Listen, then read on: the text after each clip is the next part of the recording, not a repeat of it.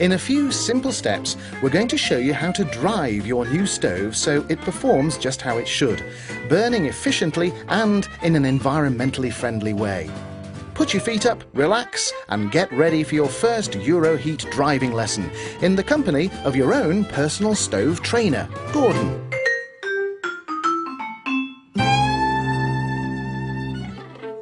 There's more to wood than meets the eye, a lot more. The wood you use on your stove will decide how well it performs. If it's too damp, it will create lots of smoke and not much else. Wood that's just been cut is as much as 70 or 80% water. That's a pint for an average 12-inch log. And no wood will burn properly while it still contains high levels of water. As well as blackening the stove window, damp wood will build up undesirable elements in your chimney. Wood takes a long time to dry out properly. This might never happen if it's stored outside in our damp climate, so finding a reliable source of good quality green, unseasoned wood that you're going to dry, or good quality dried wood, is a must. If it's properly seasoned, the wood's moisture content will be 20% or less. It's also a lot lighter to carry around. So what you need is seasoned dry wood, at least a year old, preferably older, and stored properly. What do we mean by properly? Well, to dry out, the wood needs plenty of air to circulate freely around and through it. A good wood pile is built on top of a base that allows air to pass through and carefully arranged in layers. It must be open on at least two sides, but waterproofed on top. Split wood both dries and burns a lot better than unsplit logs. So if your logs are intact, it will always pay to split them. Alternatives to burning logs are smokeless coal or high-quality anthracite. Ordinary bituminous house coal does not burn cleanly and will almost inevitably clog your stove and chimney with soot and tar deposits.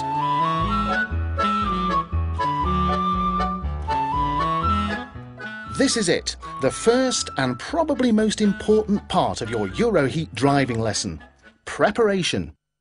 The first thing you should do is set the air direction lever on the left of the stove to the midpoint for lighting.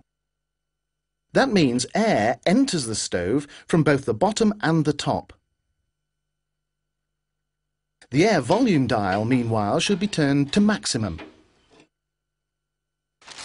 Loosely crumple just 3 or 4 single pieces of newspaper, tabloid size is fine, or tear a double broadsheet piece into 2. Then place some pieces of dry kindling over the paper in a loose wigwam shape, leaving gaps in between. Always make sure you leave room for the air to circulate. The air supply is all important. If you put too much paper in, it will restrict the under-fire air and the stove could go out. Finally, add a small split log to either side.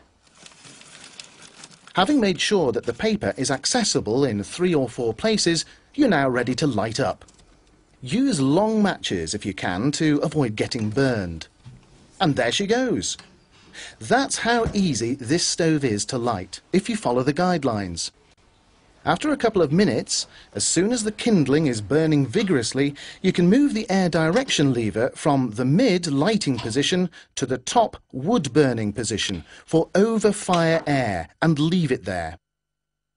Unlike the controls of most stoves, the precision engineering is designed to be left alone rather than messed about with.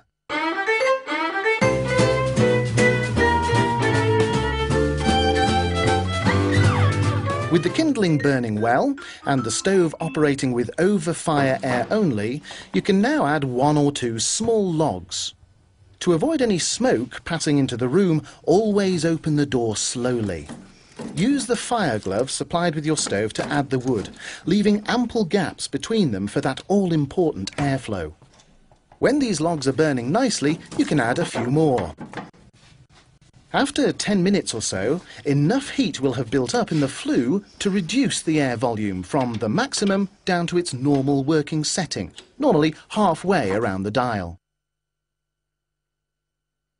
Once you can see flames rising from the middle of the logs, the stove is well and truly going. And that's really about it. From now on, the stove literally takes care of itself. All you have to do is adjust the temperature to your desired setting. And add more logs as and when you feel the need. So one of the key things to remember is not to be tempted to tinker. You might be used to having to open ash pit doors or adjust levers to get the stove going or regulate the temperature. None of this is necessary. In fact, it will have the opposite effect, creating smoke and burning the volatile gases out of the wood too quickly, sending them straight up the chimney. Relax. You made a good choice. The stove will do the work for you just as long as you leave it alone.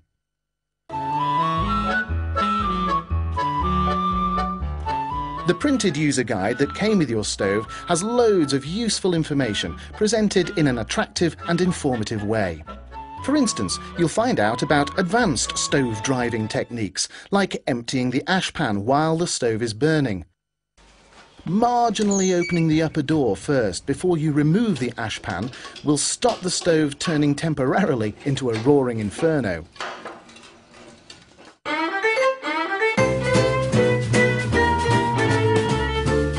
If you want to keep your stove burning overnight, you need to build up a bed of fuel that will stay alight for up to 12 hours. To do this, build up the stove with logs at least an hour or so before you plan to go to bed. Place the logs towards the front of the stove. This gives a great flame display while they burn and means charcoal banks up behind them at the rear of the stove. Let the logs burn down naturally, so that what's left is glowing charcoal without any flames. Then shut the stove's air volume down as low as it will go and leave it. When you come back to the stove in the morning, the charcoal will still be burning cleanly. If you put the air direction lever back to the midpoint for a short while, as if for lighting, and turn the stove up again, it will soon come back to life, ready for you to add more kindling. It's easy when you know how.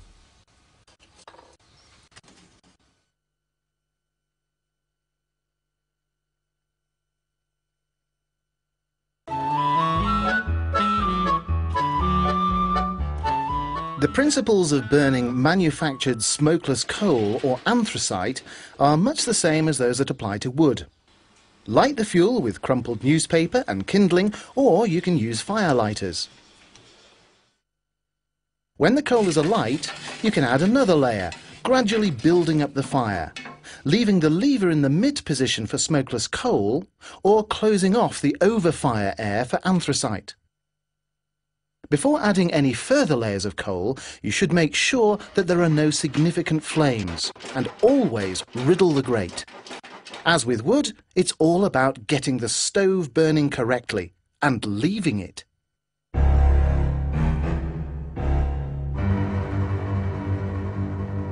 Of course, people don't always get it right.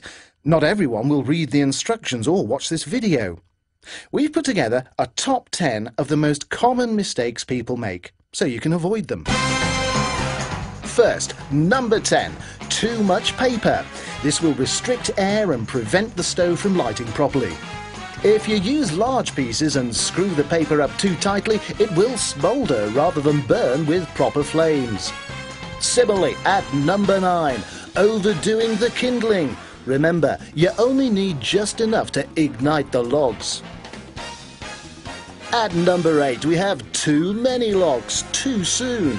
Piling masses of large logs onto the stove will simply suffocate it and create lots of smoke.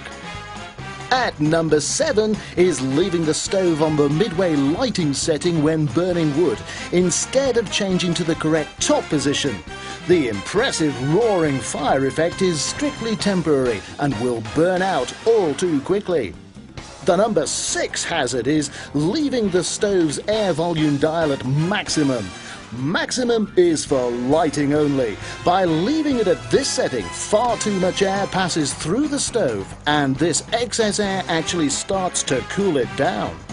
In at number 5 is opening the ash pit door while the stove's burning to give it a boost. At best hopeless, at worst potentially dangerous.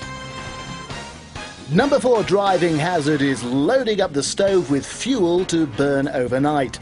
This might be how it used to be done, but if you've not let the logs burn down before going to bed, you'll just end up with a pile of smouldering wood, which will simply create lots of smoke to blacken the glass. Number 3 is using bituminous house coal. This will burn pretty well, but it will also leave a layer of residue on the inside of your chimney flue. So please, don't do it. If you're not burning wood, you can always burn smokeless coal. At number 2 comes the old stovey's perennial problem: excessive fiddling. Excessive fiddling with this or that control will result in much frustration, ultimate failure, and may even damage your stove. Finally, number 1, the root of about 80% of issues people have with a stove or chimney: using wet wood. This is always a bad idea and guaranteed to produce lots of smoke, blackened glass and not much else. So buy old, seasoned wood, or if you do buy green wood, make sure you dry it properly in a wood store.